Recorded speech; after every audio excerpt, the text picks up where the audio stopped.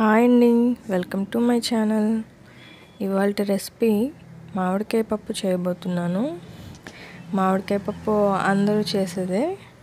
So నా స్టైల్లో నేను ఎలా చేస్తాననేది ఈరోజు చూపించబోతున్నానండి. సో ఇంకా వీడియో చూసేయండి.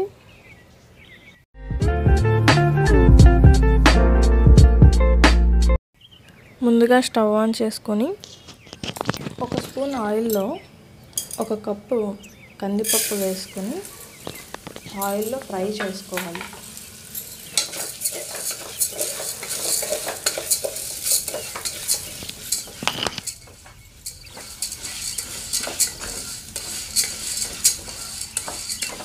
ఒక 2 మినిట్స్ పాటు ఆయిల్లో కందిపప్పు బాగా ఫ్రై చేసుకోవాలండి. కందిపప్పుని ఇలా ఆయిల్లో వేయించుకొని ఉడకబెట్టుకోవడం వల్ల టేస్ట్ బాగుంటుంది.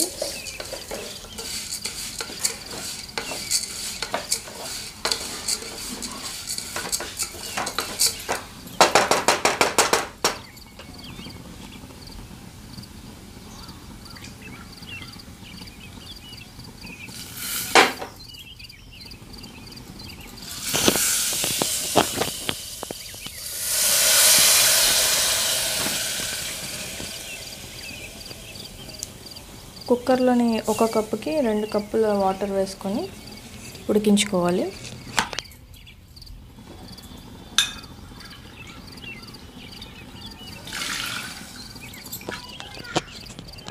మామిడికాయ ముక్కలు వేసుకోవాలి. 1/2 చెంచా పసుపు, ఎండుమిరపకాయలు 4 ఇలా చిదుపుకొని వేసుకోవాలి. 1/2 చెంచా ఆయిల్ వేసుకోవాలి. మామిడికాయలు పుల్లటివి తీసుకుంటే చింతపండు వేయాల్సిన అవసరం లేదు. పులుపు చాలదు అనుకుంటే చింతపండు వేసుకోవచ్చు. పులుపు సరిపోద్ది అనుకుంటే చింతపండు అవసరం లేదండి. పెద్ద సైజు ఆనియన్, టమాటాని ఇలా ముక్కలు కట్ చేసి వేసుకోవాలి. వీటన్నిటిని ఒకసారి కలుపుకొని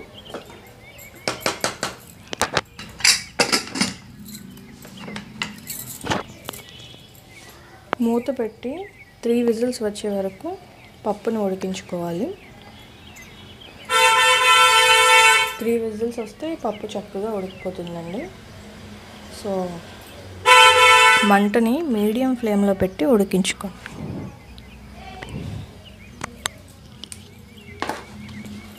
మంటని మీడియం ఫ్లేమ్లో పెట్టుకుంటే పప్పు చక్కగా అడుగు అంటకుండా మాడకుండా ఉడుకుతుంది.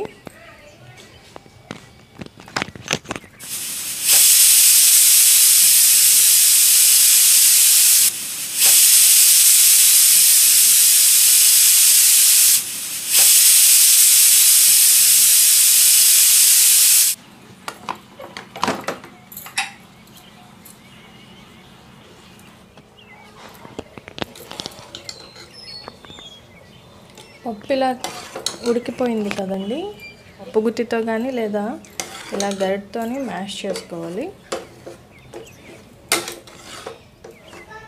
ఈ విధంగా మ్యాష్ చేసుకున్న తర్వాత సాల్ట్ వేసి కొంచెం వాటర్ కావాలి అనుకుంటే, పలుచగా కావాలంటే వాటర్ వేసి ఉడికించుకోవచ్చు. లేదు ఇలానే తాలింపు పెట్టేసుకున్నా బాగుంటుంది.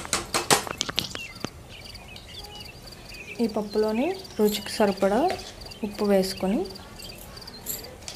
పప్పు ముద్దగా కావాలి అంటే ఇలానే తాలింపు పెట్టేసుకోవచ్చు. లేదు అంటే పలుచగా కావాలి అంటే కొంచెం వాటర్ వేసుకోవచ్చు.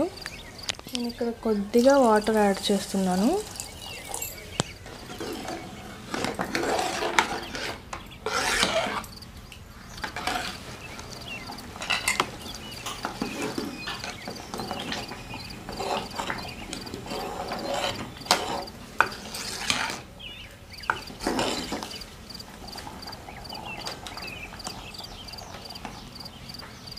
ఇప్పుడు పప్పుకి తాలింపుకి 2 టేబుల్ స్పూన్ ఆయిల్ వేసుకొని ఇలా సన్నగా తరిగిన ఉల్లిపాయ ముక్కలు వేసుకోవాలి.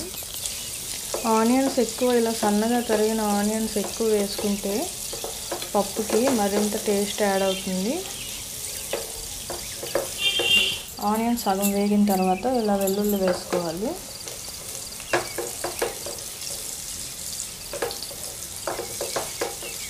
దంచిన వెల్లుల్లి వేసుకోవాలండి. ఆనియన్ సగం వేగిన తర్వాత ఇవి ఒక 2 నిమిషాలు వేయించిన తర్వాత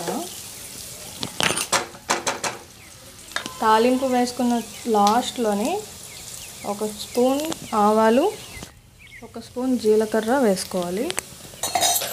ఆవాలు జీలకర్ర ముందుగుంటా వేసుకుంటే మాడిపోతాయి. సో అందుకే ఉల్లిపాయలు, ఆనియన్స్, వెల్లుల్లి బాగా వేసిన తర్వాత ఆవాలు వేసుకోవాలండి. ఇక్కడ నేను ఎండుమిరపకాయలు వేయట్లేదు తాలింపులో, ఎందుకంటే పప్పు ఉడికించినప్పుడే కుక్కర్లోని ఎండుమిరపకాయలు వేసాము చూసారా. సో మళ్ళీ ఇక్కడ ఎండుమిరపకాయలు వేయాల్సిన అవసరం లేదు.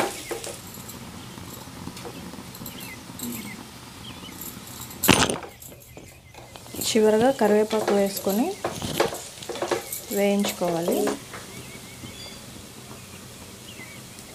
ఇలా తాలింపు వేసాక ఉడికించుకున్న పప్పుని ఇందులోకి ఇలా ట్రాన్స్ఫర్ చేసుకోవాలి.